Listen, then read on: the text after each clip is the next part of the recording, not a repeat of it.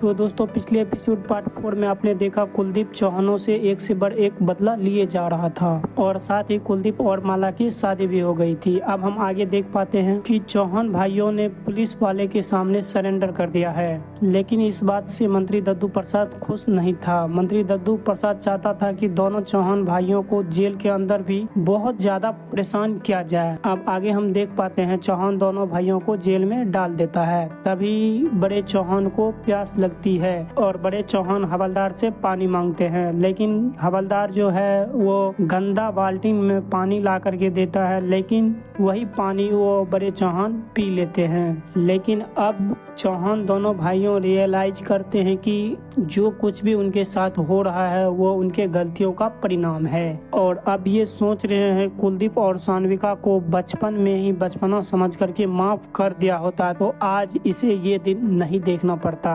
बड़े चौहान को अपनी गलतियों पे पछतावा हो रहा था, लेकिन छोटे चौहान पुष्कर कहता है नहीं भैया, हमने जो किया वो सही किया। लेकिन बड़े चौहान कहते हैं मैं जब जेल से निकलूंगा तब कुलदीप और उसके पापा के सामने जा करके माफी मांगूंगा। खैर ये बातें जब चल रही थी तो एक हवलदार आते हैं और छोटे चौहान को इस वाले सेल से निकाल करके दूसरे वाले सेल में कर देते हैं। मतलब दोनों चौहान भाइयों को अलग कर दिया जाता है। आगे ऑफिसर दुष्यंत को देख पाते जिसे पार्टी सेलिब्रेट के लिए कुलदीप ने अपने घर पे इनवाइट किया था। दुष्यंत इस पार्टी में जाना तो नहीं चाहता था, लेकिन कुलदीप का ये आदेश था, इसीलिए दुष्यंत इस पार्टी में आ गया। साथ ही सानविका को भी इस पार्टी में आना है। सानविका इस पार्टी के लिए हाँ भी कर देती है। अब आगे हम बड़े चौहान को देख पाते हैं जिसके सेल में एक हवलदार आते हैं और उसके पहले वाला बाल्टी का पानी ले लेते हैं और दूसरे वाला बाल्टी का पानी दे देते हैं।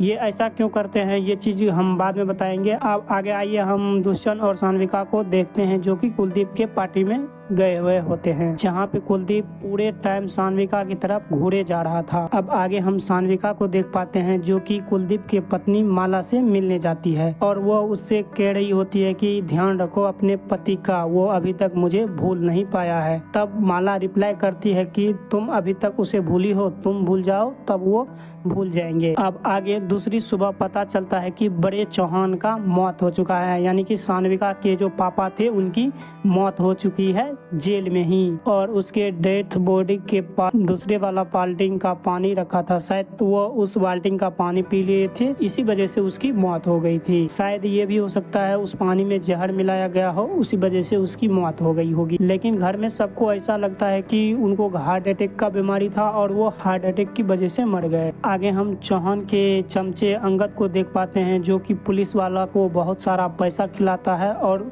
वह छोटे चौहान को जेल से बाहर निकाल लेता है। बड़े चौहान को मरने के बाद छोटे चौहान काफी ज्यादा गुस्से में थे और वो अब एक एक बात का बदला कुलदीप से लेना चाहता था। अब आगे हम कुलदीप को देख पाते हैं जो कि बड़े चौहान के मरने के बाद थोड़ी बहुत चिंता में था। मंत्री दद्दू प्रसाद कुलदीप से कहते हैं कि आप चिंता मत कीजिए, बड़े चौहान बहुत ज्यादा पाप किए थे, इसी वजह से उसकी मौत जेल में हो गई। मंत्री दद्दू प्रसाद की इस बात से हम ये समझ पाते हैं कि चौहान के बड़े भाई के मरने का कारण मंत्री दद्दू प्रसाद का ही है। आगे हम दुष्यंत को देख पाते हैं जो कि अपनी नौकरी से रिजाइन देने के लिए कुलदीप के पास आया हुआ होता है, यानी कि सीधे बात करे तो वो इस्तीफा नौकरी से देना चाहता था। तब कुलदीप पूछता है कि तुम रिजाइन क्यों देना चाहते हो, क्यों नौकरी को छोड़ना चाहते हो। तो दुष्यंत कह पाता है कि यहाँ पे मेरे ससुर जी की मौत हुई है और हम यहाँ पे नौकरी नहीं कर सकते। तब कुलदीप उसको समझाता है तुम यहाँ पे नहीं कर सकते तो हम तुमको ट्रांसफर कर देते हैं,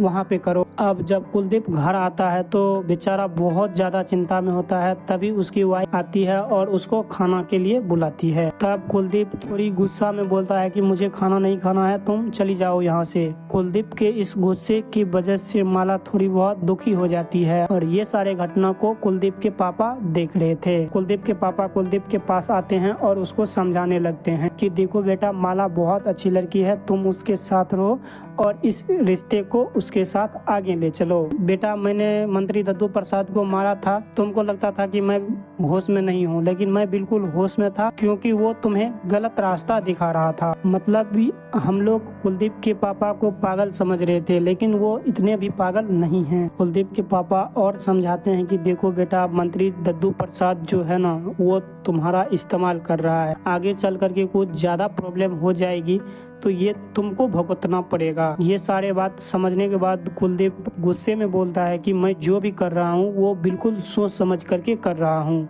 आपको लगता है कि मैं किसी के अंदर में आकर के काम कर रहा हूँ, तो पापा आपको ये बिल्कुल गलत लगता है। मतलब कुलदीप मानने वाला नहीं था, वो तो बिल्कुल बदले के मूड में था। अब मंत्री दद्दू प्रसाद को पता चलता है कि कुलदीप ने दुष्यंत के ऊपर थोड़ी बहुत दया दिखाई है और उसको दूसरी पुलिस स्टेशन में ट्रांसफर कर दिए हैं, लेकिन फिर भी मंत्री दद्दू प्रसाद दुष्यंत को परेशान करना चाहते थे। अब दूसरे दिन जब दुष्यंत दूसरे पुलिस स्टेशन जाता है और वो काफी ज्यादा खुश होता है कि उसे दूसरे जगह नौकरी मिल गई, तभी रंजीत नाम के एक आदमी दुष्यंत के पास एक केस लेकर के आते हैं। वो केस था चोरी का केस। ये आदमी कहता है कि सर मेरी 1.5 करोड़ रुपया चोरी हो गई है, तो क्या आप मुझे मदद करेंगे? तो दुष्यंत कहता है कि आप चिंता मत कीजिए, इन्वेस्टिगेशन चालू है, आपकी पैसा बहुत जल्द मिल जाएगी। अब ये रंजीत नाम का आदमी यहाँ से चले जाता है और अपना बैग वहीं पे छोड़ देता है। कुछ देर के बाद दुष्यंत देखता है कि उसका बैग वहीं पे था, तो दुष्यंत उस बैग को चेक करने लगता है। जैसे ही बैग खोलता है तो उसके अंदर देखता है कि बहुत सारा पैसा है।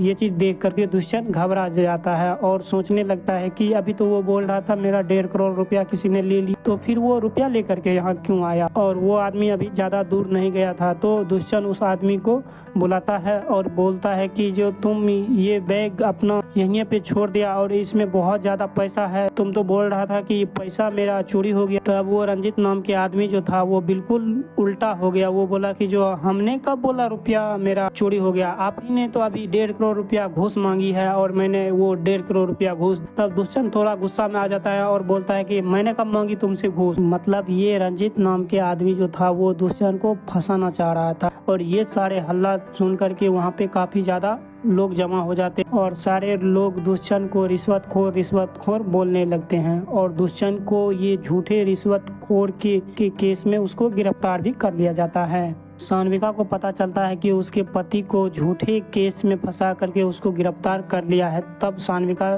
थोड़ी बहुत उदास हो जाती है और अपने चाचू को कॉल करती है। तब उनके चाचा बोलते हैं तुम चिंता मत करो, हम देखते हैं। तब उनके चाचा कुलदीप को कॉल करते हैं और उनको गंदी गंदी गालियां और उनको मारने की धमकी भी देते हैं। कुलदीप कहता है कि तुम मुझे मारने की धमकी मत दो, वरना मैं तुम्हें जेल में सड़ा दूंगा। मतलब कुलदीप और मंत्री जी दोनों मिल करके चौहानों की बैंड बजा रही थी। मंत्री दद्दू प्रसाद को भी पता चल जाती है कि छोटे चौहान ने कुलदीप को मारने की धमकी दी है। तो गुस्से में आकर मंत्री दद्दू प्रसाद पुलिस वालों को बोलते हैं कि जा करके छोटे चौहान को पकड़ लो, गिरफ्तार कर लो, क्योंकि उसने कुलदीप को मारने की धमकी दी है। एक बड़े ऑफिसर को एक छोटा आदमी कैसे धमकी दे सकता है? तो जाओ तुम उसको गिरफ्तार कर लो। अब आगे हम देख पाते हैं पुलिस वाले छोटे चौहानों के घर पे गए होते हैं, लेकिन छोटे चौहान घर पे नहीं होते हैं। दोस्तों ये वीडियो यहीं तक था। यदि आप लोगों को ये वीडियो अच्छी लगी होगी तो वीडियो को लाइक करके साथ ही चैनल को भी सब्सक्राइब कर दीजिएगा। और यदि आप लोगों को इस तरीका का वीडियो अच्छी लगती है तो आप और अपने दोस्तों